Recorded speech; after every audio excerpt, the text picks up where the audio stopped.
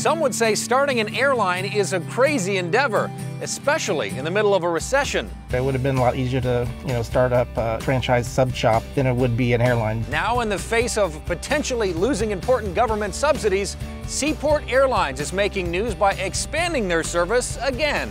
This is News on Main, your connection to small business. Portland, Oregon-based Seaport Airlines launched in 2008 with its first route between Seattle and Portland.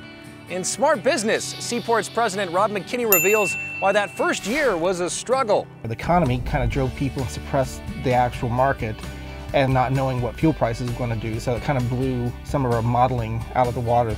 Then Seaport was presented with an opportunity called Essential Air Service, where the federal government subsidizes scheduled flight service to rural communities. You only get to make 5% profit, which is not a lot, but you're not going to have the big upside, but you don't have big downsides either. To get in on a federally subsidized route to Pendleton, Oregon, Seaport tweaked their business model, taking full advantage of the opportunity.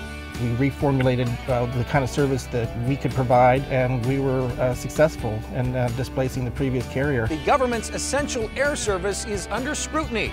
Congress is considering major cutbacks or eliminating the program altogether.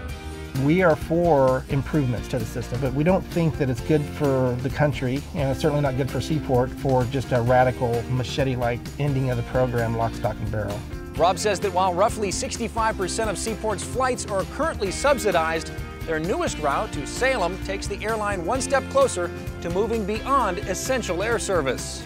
Our original plan, once we started down that path of federal contracted flying, is to create a base and kind of grow our footprint, then start veering back into more commercial service so that there was a balance. Other small airlines like Seaport have launched and failed before.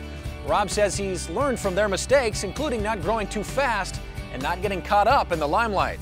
I can point to probably several airlines that were swept up by a powerful leader's ego, and the desire to serve the customer was not even second or third, it was way on down the list. Having grown up in a town of 2,500 people, service to rural America really jazzes me, and being able to serve them is where I draw my pride from, not from a big name on the side of a plane or a billboard or a television ad.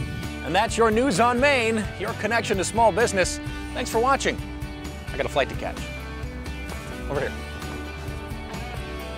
Thank you. Here's my boarding pass.